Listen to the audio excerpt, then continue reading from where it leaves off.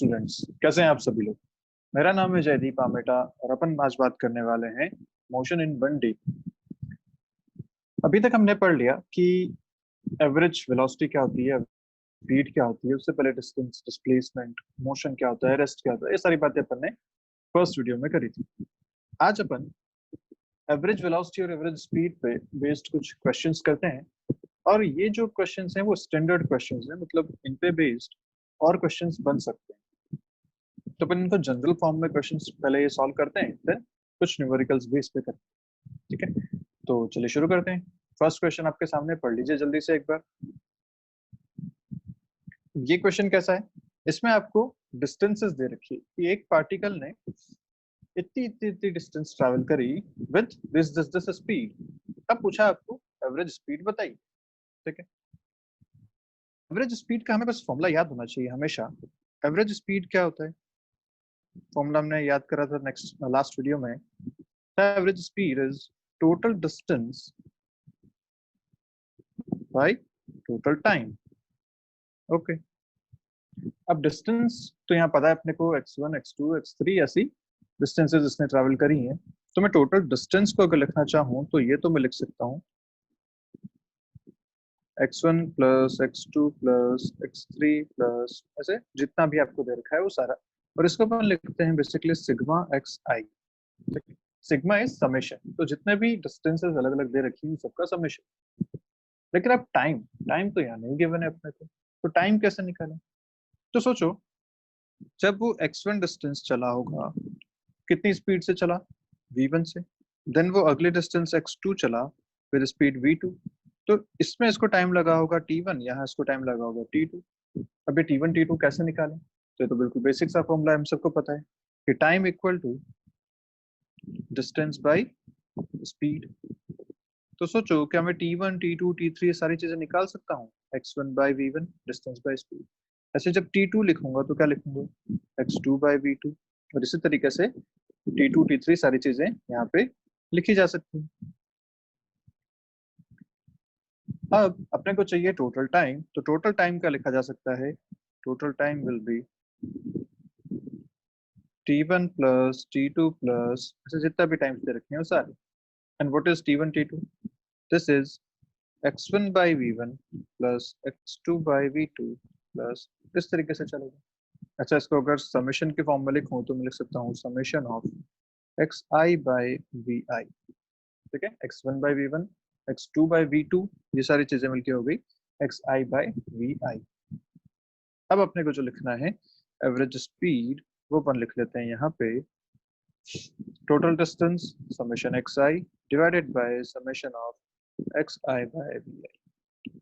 ठीक है, अच्छा यहाँ पे समेशन समेशन काट के एक्स आई काट के वी आई मत कर देना, इससे ऐसा नहीं होता। समेशन एक फंक्शन है, वो फंक्शन लगेगा उसके बाद ही कोई सब्ट्रैक्शन डिवीजन पॉसिबल हो पाएगा। ठीक है, चलिए, तो इस तरीके से आपको इन क्वेश्चंस को सॉल्व करना है। तो बस ध्यान क्या रखना है हमें, ये फॉर्मूला हमेशा ध्यान रखना चाहिए कि total distance by total time is average speed. अब इसमें से जो नहीं पता वो निकालना है। जैसे यहाँ पे टाइम नहीं था पूरे क्वेश्चन में, तो हमने टाइम निकाल लिया डिस्टेंस और स्पीड को यूज करके। क्लियर है बात। इसी तरीके से सोचो इसका एक अपन अगर केस लें ऐसा कि एक पार्टिकल इक्वल डिस्टेंसेस चलता है अलग अलग स्पीड से। मतलब क्वेश्चन बोला कि लेट्स से ये जो नोट में अपन बात कर रहे हैं ऐसा है कि यहाँ से 10 मीटर जो चला वो v1 स्पीड से चला, अगले 10 मीटर्स v2 स्पीड से चला, अगले 10 मीटर्स v3 स्पीड से चला। मतलब डिस्टेंस तो इक्वल है लेकिन स्पीड लगातार वो चेंज कर रहा है। तो अब बताइए एवरेज स्पीड कितनी हो जाएगी। तो अब अपन क्या करेंगे, हमने लिखा था ना summation x i by summation x i by v i. तो समेशन एक्स आई क्या हो जाएगा भाई, तो सारे एक्स तो सेम है, तो मैं इसको लिख सकता हूँ कि अगर n टाइम्स ऐसा था तो अपना जो फॉर्मूला था समेशन एक्स आई वो हो जाएगा टाइम्स x, क्योंकि n टाइम्स आप x को ऐड करेंगे और सब x x x x x divided by, अगर लिखूं यहाँ पे तो summation of x i by v i, इसको लिखा जाएगा फर्स्ट में लिखूंगा यहाँ पे x by v one plus x by v two plus x by v three, ऐसा समेशन चलेगा। और इसमें से x अगर कॉमन ले लें तो ये आ जाएगा ऐसा 1/v1 प्लस 1/v2 प्लस ऐसे चलता रहेगा। मेरे पास तो ये आपका आ गया एवरेज स्पीड v एवरेज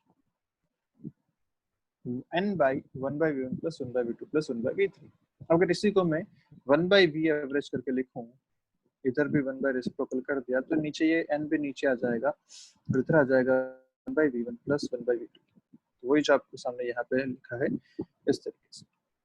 और ये होता है harmonic mean of individual speeds. तो ये जो इन्फॉर्मेशन है हार्मोनिक मीन, ये अभी जो जेई वाले हैं उनके लिए काम आएगा बहुत ज्यादा, पर नीट में ऐसा कोई खास बात नहीं है। बस आप एक टर्म याद रखिए कि ये हार्मोनिक मीन है इंडिविजुअल स्पीड्स का, एवरेज स्पीड।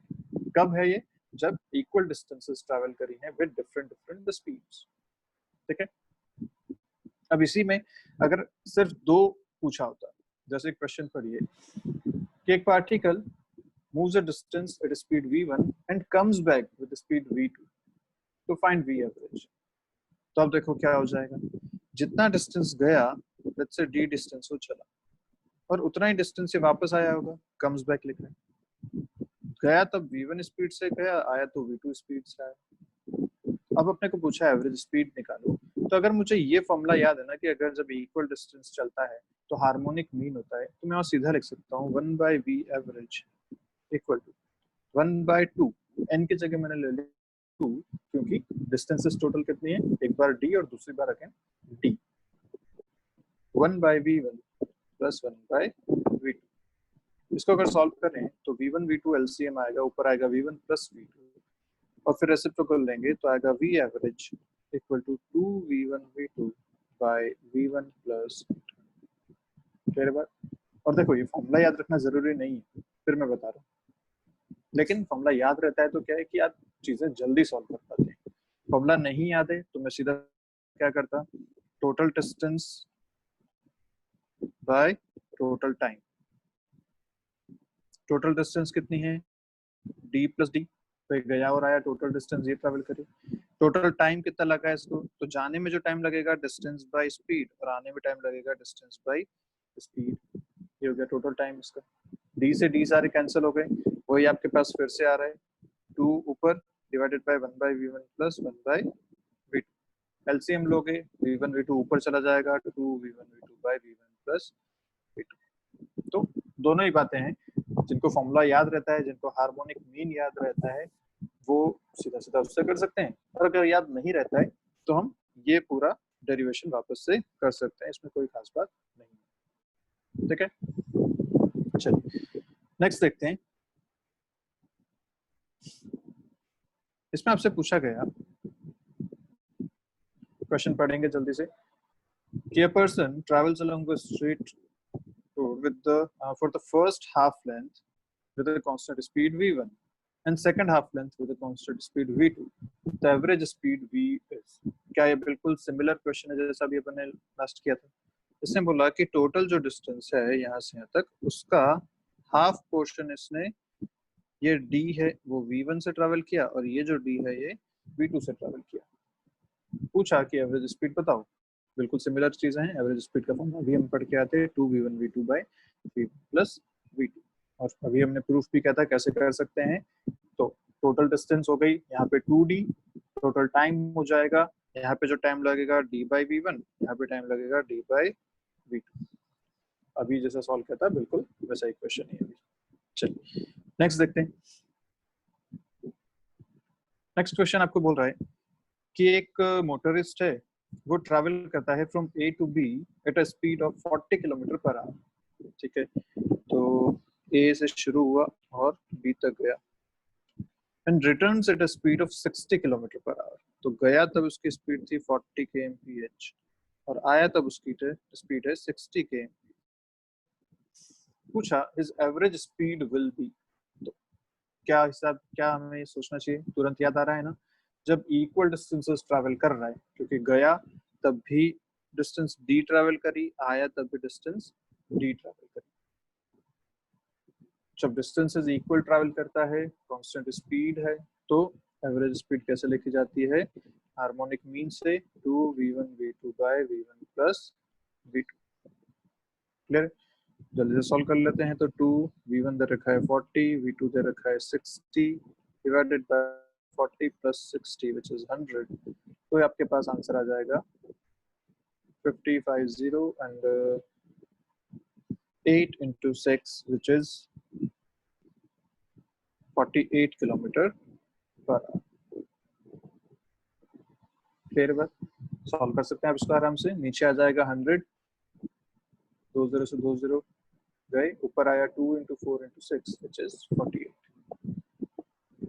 तो आसान आसान क्वेश्चन इस पे आते हैं, बहुत नीट में तो पूछे गए भी हैं, आर्काइव में हम बात भी करेंगे इन क्वेश्चंस पे।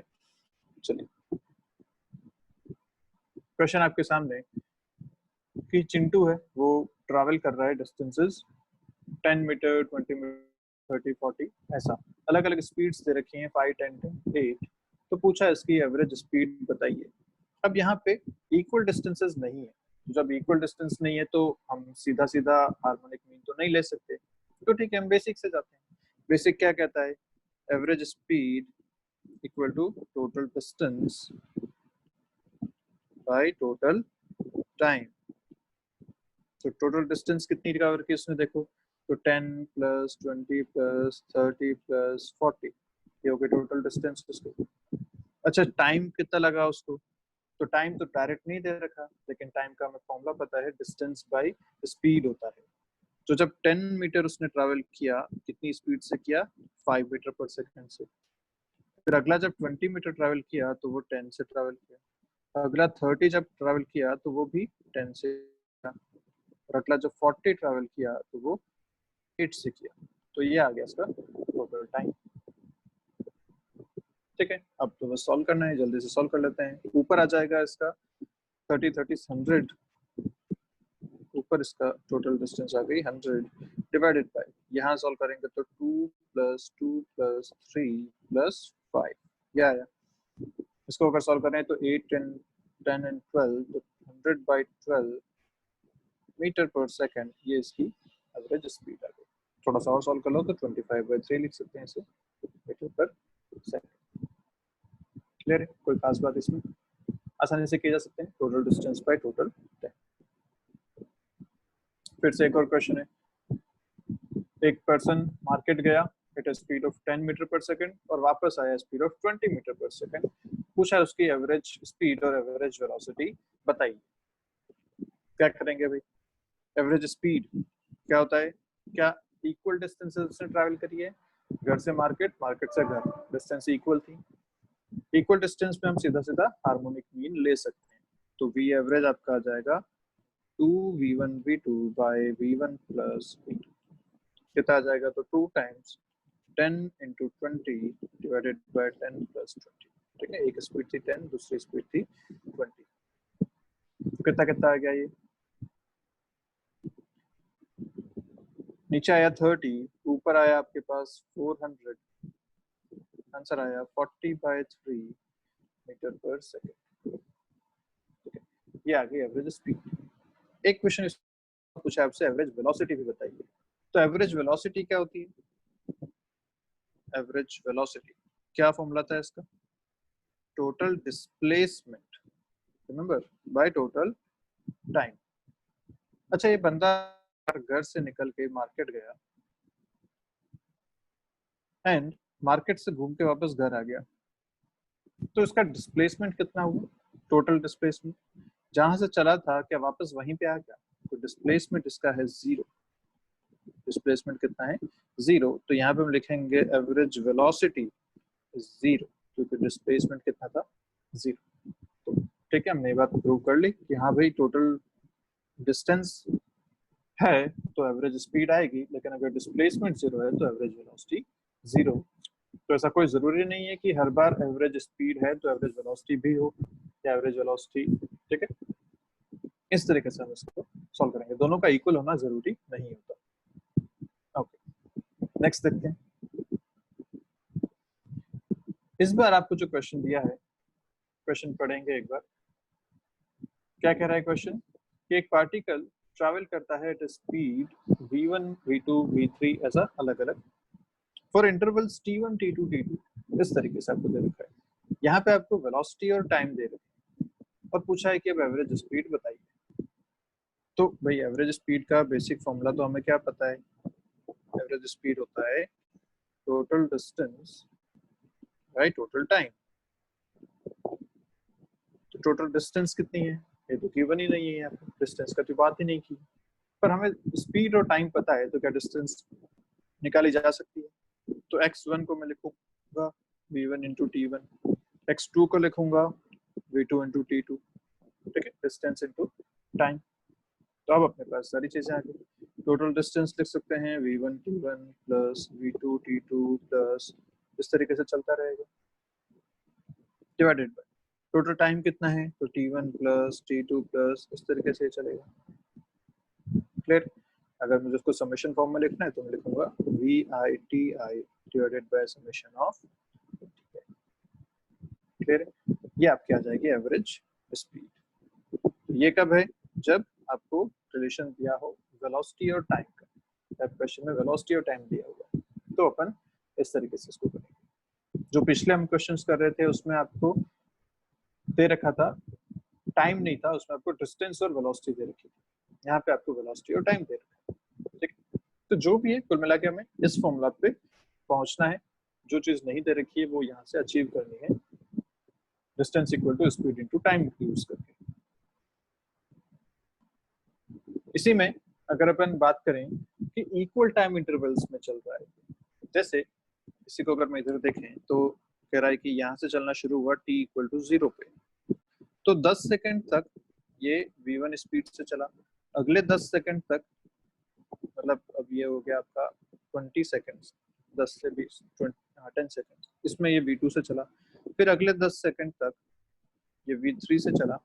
तो आपसे पूछा गया अब कि इसकी एवरेज स्पीड बताइए।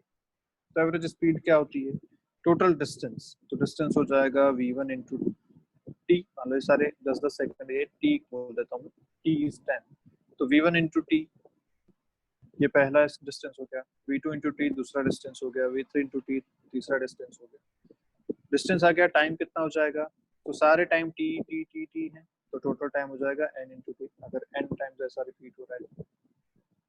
अब देखो क्या ऊपर से रह गया आपके पास, t कॉमन आके कैंसिल हो गया, बचा आपके पास v1 plus v2 plus v3 divided by n, ऐसा जितना भी चल रहा है डिवाइड बाय n। और ये हुआ क्या बेसिकली, एवरेज। क्या हो गया ये, एवरेज, या इसको बोलते हैं मीन। क्लियर है, क्योंकि ऐसे कितनी टर्म्स थी, वी एन तक ये जा रहा था, सबको सम करके अगर आप टोटल नंबर ऑफ क्वांटिटी से डिवाइड कर देते हैं तो उसी को तो मीन या एवरेज कहते हैं। तो ये भी आप बोल सकते हैं कि जब टाइम इक्वल है तो जो एवरेज वेलोसिटी है वो कैसे लिखी जाती है, mean of, arithmetic mean of individual speeds, ठीक, एवरेज। तो ये फिर से हमें बात याद आ गई कि जब इक्वल डिस्टेंसेस ट्रैवल कर रहा था तो हार्मोनिक मीन यूज कर रहे थे, लेकिन जब इक्वल टाइम चल रहा है तो अरिथमेटिक मीन यूज कर रहे हैं। अब ये कई बार स्टेटमेंट फॉर्म में पूछ ले जाते हैं, तो हमें इस बात के लिए ध्यान रखना चाहिए कि जब इक्वल डिस्टेंसेस ट्रैवल करता है विद डिफरेंट डिफरेंट स्पीड्स, तो एवरेज जो स्पीड आती है वो आती है हार्मोनिक मीन, जो हम पिछला केस पढ़ के आए हैं वो। और अब जब इक्वल टाइम में चल रहा है अलग अलग स्पीड से, और अब आपसे पूछा है एवरेज स्पीड, तो क्या लिखेंगे यहाँ पे, arithmetic mean of individual speeds. ठीक है, तो जल्दी से क्वेश्चन कर लीजिए। इसमें बोला है कि एक particle moves for 2 equal intervals of time with different speeds, तो पूछा है वी एवरेज बताओ। तो भाई यहाँ से यहाँ तक अगर वो टी टाइम के लिए चला, अगले में वो टी टाइम के लिए चला, यहाँ स्पीड थी v1, यहाँ स्पीड थी v, तो पूछा है एवरेज स्पीड, वी एवरेज क्या लिखूंगा यहाँ, या तब सीधा सीधा ऊपर वाला फॉर्मूला यूज कर लीजिए, मीन ऑफ दिस, तो मीन क्या हो जाएगा, v1 प्लस v2 बाय 2, दो क्वांटिटीज हैं इसलिए मीन में आ जाएगा डिवाइड बाय 2। और अगर इसको प्रूव करना होता मुझे, तो हम क्या करते हैं, total distance by total distance कितने लिखूंगा, तो फर्स्ट वाली डिस्टेंस जो आएगी वो आएगी v1 into T, second distance आएगी v2 into T, total time कितना t प्लस टी, फिर से वही आपके पास आ गया v1 प्लस v2 बाय, तो खास बात नहीं है। आप अगर स्टेटमेंट याद नहीं भी रखें तो आप तुरंत प्रूव कर सकते हैं, बहुत छोटे छोटे से इसके प्रूफ। चलिए नेक्स्ट देखते हैं। फिर से हमारा चिंटू हमारे सामने है। इस बार चिंटू जो है वो एक बाइक राइड कर रहा है विद स्पीड्स 40, 20, 60, 80 और उसने टाइम इंटरवल पे अलग अलग लिया है कि जब शुरू में 30 मिनट्स चला तो 40 किलोमीटर पर आवर से चला, अगले 60 मिनट्स वो 20 किलोमीटर पर आवर से चला, अगले 40 मिनट्स वो 60 से चला, तो अगले 15 मिनट्स वो 80 से चला। अब आपसे पूछा कि ये करते करते वो एक शहर से दूसरे शहर पहुंच गया, सिटी ए से सिटी बी तक वो पहुंच गया, तो उसकी एवरेज स्पीड बताइए और उन दोनों शहर के बीच का डिस्टेंस भी बताइए। ये आपसे दो क्वेश्चंस पूछे गए। तो एवरेज स्पीड अगर लिखा जाए तो देखो यहाँ पे टाइम इंटरवल इक्वल नहीं है ना, 30, 60, 40, 15 अलग अलग टाइम इंटरवल है, तो हम सीधा सीधा अर्थमेटिक मीन तो नहीं ले सकते, बेसिक से जाएंगे। तो बेसिक क्या कहता है, total distance by total time. Distance क्या लिखूं डिस्टेंस के लिए, स्पीड इनटू टाइम। डिस्टेंस हो जाएगा शुरू में 40 इंटू 30 मिनट्स है। देखो एक चीज और यहाँ पे बात है कि this is 40 kilometres per hour और ये है मिनट्स, तो मैं क्या करता हूँ मिनट्स को आर में कन्वर्ट कर देता हूँ, तो मैं लिखूंगा 40 into 30 minutes is half hour plus 20 की स्पीड पे चला 60 मिनट्स मतलब 1 आवर प्लस 60 की स्पीड पे वो चला 40 मिनट्स, तो 60 इंटू 4 बाई या 40 बाई 60 ऐसा कर सकते हैं, इसे आर में कन्वर्ट करने के लिए 60 से डिवाइड करते हैं, प्लस 80 की स्पीड से चला 15 मिनट, लिखूंगा 80 इंटू 15 बाई 60, ऐसा किया जा सकता है। ठीक है, ये आपका टोटल डिस्टेंस और टोटल टाइम कितना लगा उसे, तो ये half plus 1 plus 40 by 60 plus 15 by 60, ये सारा क्या है टाइम। यहाँ से आपको टोटल आंसर मिल जाएगा। कितना ऊपर आ रहा है, देखो ऊपर आ रहा है 20 प्लस 20 प्लस दिस इज 2/3 या 60 60 कैंसिल ही कर दो तो आ जाएगा 40 प्लस इधर से आप करेंगे 1/4 तो ये भी आएगा 20। ऊपर ये सारी चीजें सॉल्व हो गई। नीचे टोटल कितना आ रहा है, तो हाफ प्लस 1 प्लस 2/3 प्लस 1/4, तब इसको सॉल्व किया जा सकता है आराम से। तो टोटल डिस्टेंस ऊपर जो आती है वो आ रही है 100 डिवाइडेड बाय नीचे अगर एलसीएम लेंगे तो एलसीएम आएगा 12,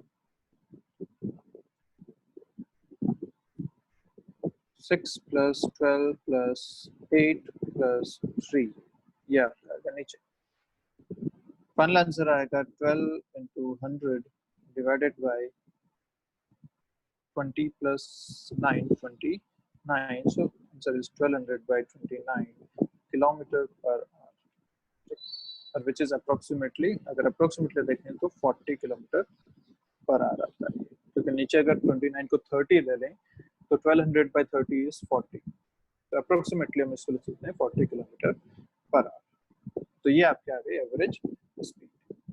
और उसने पूछा था distance between the two cities, ये तो अपन ऑलरेडी कैलकुलेट कर चुके हैं 100, यही तो डिस्टेंस है जिसको कवर की है उसने, तो distance between the two cities is 100 kilometre. ठीक है, तो क्वेश्चन बेसिक पे जाना है बिल्कुल, उसी से सॉल्व करेंगे। फिर से पूछा आपसे कि एक person goes from point A to B with the speeds 40 and 60 traveling for equal time। तो जैसे इक्वल टाइम आया, अगर याद है हमें तो बड़ी अच्छी बात है कि हम सीधा सीधा अरिथमेटिक मीन ले सकते हैं। ठीक है, फाइंड इट एट स्पीड, तो हम सीधा सीधा लिखेंगे v average equal to v1 plus v2 by 2 जब इक्वल टाइम इंटरवल में चलता है तो आ जाएगा 40 plus 60 bye 2 is 50 metre per second. अब बोला गया कि if he was in motion for 1 hour find the distance between A, तो अगर वो 1 घंटे तक चला तो कितनी डिस्टेंस उसने ट्रैवल करी, ये आपसे पूछा गया। तो ठीक है, अपने को पता है v एवरेज एक्चुअली होता क्या है, total distance by total time. ठीक है, यही होता है v एवरेज, और ये आपके पास कितना आ गया 50।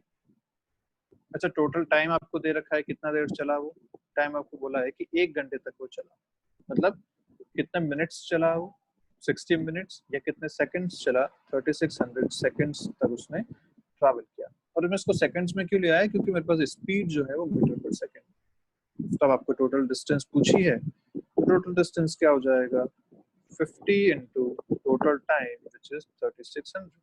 तो ये आपके पास आएगा 180, या इसको अपन किलोमीटर्स में लिखें, या आ गया मीटर में 180 किलोमीटर्स, ये डिस्टेंस उसमें। ठीक है, कोई खास बात नहीं, इसमें आराम से कर सकते हैं। अब देखो यहाँ पे कंफ्यूजन कब होता है कि भाई टाइम तो दिया ही नहीं हमें कि 40 कितनी देर चला और 60 कितनी देर चला, पर यहाँ इक्वल टाइम दे रखा है। तो हम एक तरीका ये भी कर सकते थे कि टोटल 1 घंटा चला, मतलब 30 मिनट्स इससे चला होगा और 30 मिनट्स इससे चला होगा। स्पीड और टाइम मिल गए, डिस्टेंस हम यहाँ से भी निकाल सकते थे। पर एवरेज स्पीड क्योंकि हमें पता है, तो फिर से क्यों कैलकुलेशन करें, एवरेज स्पीड का फॉर्मूला हम सीधा यूज कर सकते हैं, ये वाला। ठीक है, तो कोई भी तरीके से आप इन क्वेश्चंस को सॉल्व कर सकते हैं, उसमें कोई खास बात नहीं। ओके, अब बनाते हैं थर्ड पैरामीटर पे, जो है इंस्टेंटेनियस स्पीड एंड वेलोसिटी। तो अभी तक हमने डिस्टेंस डिस्प्लेसमेंट देखा, देन एवरेज स्पीड वेलोसिटी देखा। अब हम बात करते हैं इंस्टेंटेनियस स्पीड एंड वेलोसिटी। अभी ये क्या है इंस्टेंटेनियस स्पीड एंड वेलोसिटी? तो देखो, आपने अपने बाइक पे या कार में ओडोमीटर देखा है ना, ओडोमीटर, इस पे स्पीड दिखती है अपने को कि एट प्रेजेंट अपनी कार या अपनी बाइक कितनी स्पीड पे चल रही है।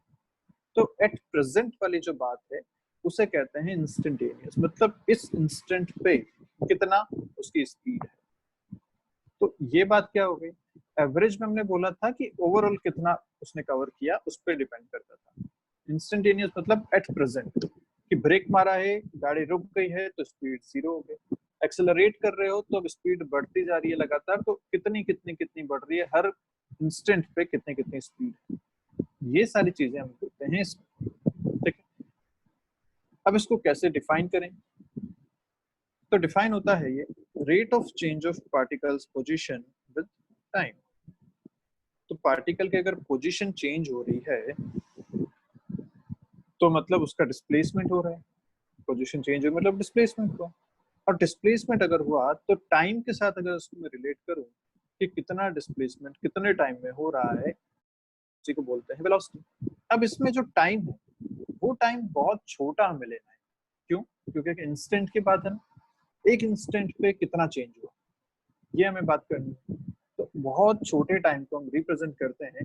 तो जब हम लिखते हैं delta R which is change in position, या जिसको डिस्प्लेसमेंट भी आप कह सकते हैं, divide by delta T, where limit, this is limit delta T tends to 0। Limit delta T tends to 0 मतलब जो डेल्टा टी है, जो टाइम ड्यूरेशन है अपना, वो एक इंस्टेंट के बराबर है और बहुत छोटा टाइम ड्यूरेशन है। और इस टाइम ड्यूरेशन में वो कितना डिस्प्लेसमेंट हुआ, वो डिस्प्लेसमेंट है डेल्टा आर। और इस पूरे फंक्शन को लिखा जाता है d r by d t से। This d r by d t is same as this derivative जो हमने डिफरेंशिएशन पढ़ा था, वो बिल्कुल यही है। तो यहाँ से एक बहुत इंपॉर्टेंट बात हमारे सामने आती है कि जब हमें वेलोसिटी फाइंड करनी है तो हम डिफरेंशिएशन कर सकते हैं पोजीशन का या डिस्प्लेसमेंट का। ठीक है, तो अगर हमारे पास एक एक्सप्रेशन है जो टी की फॉर्म में है, जो डिस्प्लेसमेंट या पोजीशन दे रहा है, उसको अगर डिफरेंशिएट करें D r by d T करें तो हमें क्या मिलेगी, वेलोसिटी। कैसी वेलोसिटी? Instantaneous velocity. एवरेज का तो फॉर्मूला भी हम पढ़ के आए थे, total distance by total time. Instantaneous के लिए हमें डिफरेंशिएशन वाले मेथड्स यूज करने पड़ते हैं। ठीक है, तो दिस इज वेरी इंपॉर्टेंट। और अगर आपसे स्पीड पूछी है तो उस टाइम भाई एक इंस्टेंट की तो बात है, एक इंस्टेंट पे जो वेलोसिटी है उसी का मैग्नीट्यूड क्या कहलाता है, स्पीड। तो ऐसा अलग से इसमें कोई फॉर्मूला नहीं है डिस्टेंस या डिस्प्लेसमेंट से रिलेटेड। जो वेलोसिटी आपने फाइंड करी बाय डिफरेंशिएशन, उसी का मैग्नीट्यूड होगा स्पीड। ठीक है, अब इसमें कुछ इंपॉर्टेंट बातें हैं वो देख लेते हैं जल्दी से। क्या क्या बातें? वेलोसिटी जो है वो एक वेक्टर क्वांटिटी है और स्पीड जो है एक स्केलर क्वांटिटी है। दोनों की जो यूनिट्स हैं सेम है, मीटर पर सेकंड, दोनों की डायमेंशंस भी सेम है, LT-1। अब ये जो इंस्टेंटेनियस स्पीड, इंस्टेंटेनियस वेलोसिटी है, इसे हम जनरली वेलोसिटी ऑफ स्पीड ही कहते हैं। इसमें साथ में इंस्टेंटेनियस वर्ड यूज नहीं करते हैं। एवरेज के लिए हम एवरेज वर्ड अलग से यूज करते हैं, सिर्फ वेलोसिटी लिखा है मतलब इंस्टेंटेनियस ही बोला गया है, ठीक है। ओके, दूसरा इसमें स्टेटमेंट दिया है कि अगर एक मोशन के लिए वेलोसिटी कांस्टेंट है पूरे टाइम इंटरवल के लिए, तो उस मोशन को बोलते हैं यूनिफॉर्म मोशन। तो यूनिफॉर्म मोशन की डेफिनेशन क्या हो गई, पूरे मोशन के टाइम के लिए उसकी वेलोसिटी कांस्टेंट रहे। वेलोसिटी कांस्टेंट मतलब direction and speed, direction and magnitude दोनों सेम रहनी चाहिए पूरे मोशन के लिए, तो उसे बोला जाएगा यूनिफॉर्म मोशन, ठीक है। तो अगर ऐसा एक पार्टिकल ऐसे चलना शुरू हुआ तो वेलोसिटी v वो लगातार इसी डायरेक्शन में इसी स्पीड से चलता रहेगा, तो इसे बोलेंगे यूनिफॉर्म मोशन, ठीक है। और अगर ऐसा है तो उसकी जो एवरेज वेलोसिटी आएगी वो भी उसकी इंस्टेंटेनियस वेलोसिटी के बराबर होगी, ठीक है। अगर यूनिफॉर्म मोशन है तो उसकी एवरेज वेलोसिटी भी उसकी इंस्टेंटेनियस वेलोसिटी के बराबर होगी। आप सीधा सीधा देख भी सकते हैं, भाई एक ही डायरेक्शन में चल रहा है, मान लो t टाइम तक वो चलता रहा है ऐसा, तो मैं डिस्प्लेसमेंट क्या लिखूंगा इसका, v इंटू टी, भाई velocity into time, this is displacement. और एवरेज निकालने के लिए क्या करते हैं, total displacement bye total time, T से टी फिर कैंसिल हो गया, फिर से आपके पास v आ गया। तो average is equal to instantaneous for uniform motion. और अगर नॉन यूनिफॉर्म है तो ऐसा मे और मे नॉट बी ट्रू, क्योंकि तब डायरेक्शन चेंज होगी, डिस्प्लेसमेंट का हम कुछ ऐसे डायरेक्ट नहीं कर पाएंगे, ठीक। ओके, थर्ड पॉइंट देखते हैं कि अगर वेलोसिटी कांस्टेंट है तो मतलब स्पीड भी कांस्टेंट है, क्योंकि स्पीड क्या है, वेलोसिटी का मैग्नीट्यूड। तो अगर वेलोसिटी कांस्टेंट तो स्पीड भी कांस्टेंट। लेकिन अगर उल्टा आपसे बोला गया कि अगर स्पीड कांस्टेंट है तो क्या वेलोसिटी भी कांस्टेंट होगी, सोचो ऐसा, क्या जरूरी है ऐसा कि अगर स्पीड कांस्टेंट है तो वेलोसिटी भी कांस्टेंट रहेगी, नहीं। क्यों, क्योंकि स्पीड सिर्फ मैग्नीट्यूड है लेकिन वेलोसिटी डायरेक्शन की भी बात करता है। तो सोचो एक पार्टिकल अगर ऐसे सर्कुलर मोशन में, मतलब एक सर्कुलर पाथ को फॉलो कर रहा है, तो हर समय उसकी स्पीड कांस्टेंट है, वो 10 मीटर पर सेकंड से चल रहा है। लेकिन ये जो इसकी स्पीड है लगातार अपनी डायरेक्शन चेंज कर रही है ना, तो स्पीड तो सेम है 10 मीटर पर सेकंड, लेकिन मोशन का डायरेक्शन हमेशा चेंज हो रहा है, तो वेलोसिटी जो है वो हमेशा चेंज हो रही है। तो ये बात ध्यान रखना कि अगर आपको बोला कि वेलोसिटी कांस्टेंट है मतलब स्पीड तो ऑटोमेटिक कांस्टेंट हो गई, लेकिन अगर उल्टा बोला कि अगर स्पीड कांस्टेंट है तो वेलोसिटी में और मे नॉट बी कांस्टेंट, क्योंकि वेलोसिटी डायरेक्शन होती है, ठीक है। नेक्स्ट बात करते हैं, फोर्थ पॉइंट इसमें जो कह रहा है, क्या कह रहा है कि वेलोसिटी कैन बी पॉजिटिव और negative as it is a vector. बिल्कुल ठीक बात है, but speed can never be negative, ठीक है, बिल्कुल सही बात है। इसीलिए हमने क्या बोला कि जो स्पीड है वो मैग्नीट्यूड ऑफ वेलोसिटी होता है, और मैग्नीट्यूड हमेशा पॉजिटिव लिया जाता है।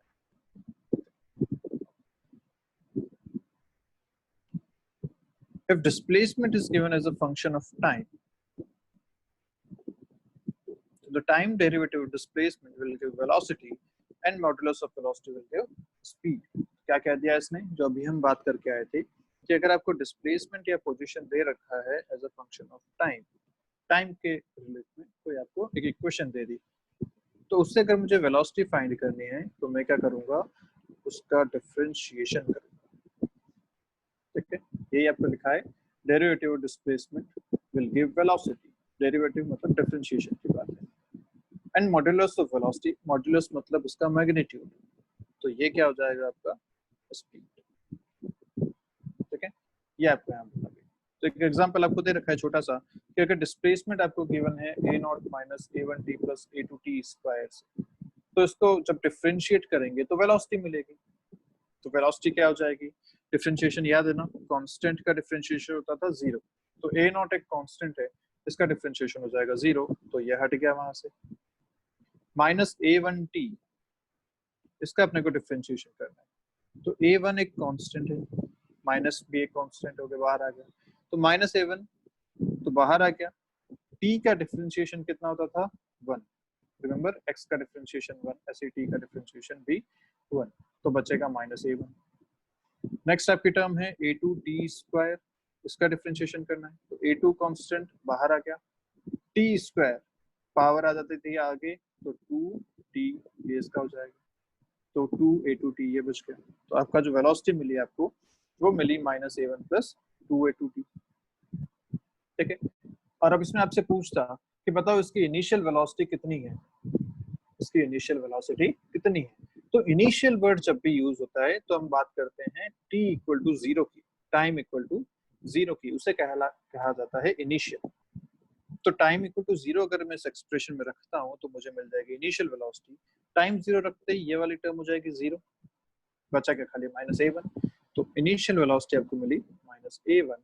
और अगर आपसे पूछते हैं इनिशियल स्पीड कितनी है, तो speed can never be negative, तो हम लिखेंगे सिर्फ a1। ठीक है, क्लियर है बात? चलिए, और ये जो ds/dt है, this is different then s/t। ds/dt हमने पढ़ा है ना, डिफरेंशिएशन है, उसका अलग मेथड है पूरा सॉल्व करने का, सीधा सीधा डिवाइड नहीं करना है s और t को। ds/dt is differentiation of displacement with respect to time, ये होता था ds/dt। तो ये दो अलग अलग चीजें हैं, इन्हें हमेशा अलग अलग ही रखना चाहिए। ठीक है, चलिए आगे बढ़ते हैं। 6 पॉइंट जो कह रहा है कि डेफिनेशन से हमें मिल गया v = ds/dt। ओके, और जब हमने डिफरेंशिएशन पढ़ा था तो हमने ये बात भी बोली थी कि डिफरेंशिएशन जो है वो स्लोप को रिलेट करता है, स्लोप को रिलेट करता है। तो ds/dt is slope of st curve. Displacement time का अगर मैं ग्राफ बनाऊं, जैसे यहाँ बना रखा है इन्होंने डिस्प्लेसमेंट टाइम ग्राफ या कर्व, तो इसका जो स्लोप होगा वो आपको देगा वेलोसिटी। ये एक बहुत इंपॉर्टेंट बात है। ठीक है, तो डिफरेंशिएशन को स्लोप से रिलेट कर दिया, हम पहले पढ़ चुके हैं ये बात डिफरेंशिएशन में। और स्लोप किसका, तो यहाँ पे है ds/dt मतलब st कर्व का स्लोप, और ds/dt क्या होता है, वेलोसिटी, यह भी हमने ऊपर पढ़ा। तो यहाँ से तीन दोनों चीजें रिलेट कर दी कि वेलोसिटी जो है उसको स्लोप ऑफ st कर्व भी कहा जा सकता है। तो यहाँ पे अगर देखा जाए tan theta, this tan theta will be the velocity at this instant. कौन से इंस्टेंट पे, इस t इंस्टेंट। ठीक है, अगर कहीं और देखें स्लोप, अगर मैं यहाँ स्लोप देखता हूँ तो देखो स्लोप ऐसा है इसका, तो इस इंस्टेंट पे वेलोसिटी कुछ और है। तो हर इंस्टेंट पे, हर टाइम पे स्लोप अलग अलग हो रहा है, मतलब वेलोसिटी यहाँ पे लगातार चेंज हो रही है। ठीक है, नेक्स्ट आते हैं। तो 7th पॉइंट जो कह रहा है, क्योंकि v = ds/dt था, अब मैं क्या करता हूँ, यहाँ पे इसको लिख सकता हूँ ds = v dt, उसे क्रॉस प्रोडक्ट करके। ठीक है,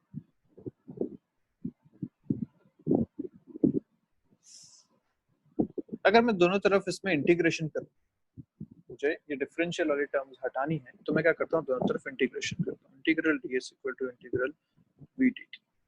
ठीक है, ऐसा मैं, अब याद करो कि ये जब इंटीग्रेशन था तो इंटीग्रेशन हमने डिफाइन किया था एरिया अंडर कर्व से, है ना, दो चीज हमने बोली थी। डिफरेंशिएशन को डिफाइन किया था स्लोप से, जबकि इंटीग्रेशन को डिफाइन किया था एरिया अंडर कर्व से। तो ये जो v dt है, this is area under vt curve, area under vt curve, velocity time curve. और व्हाट इज इंटीग्रल ds,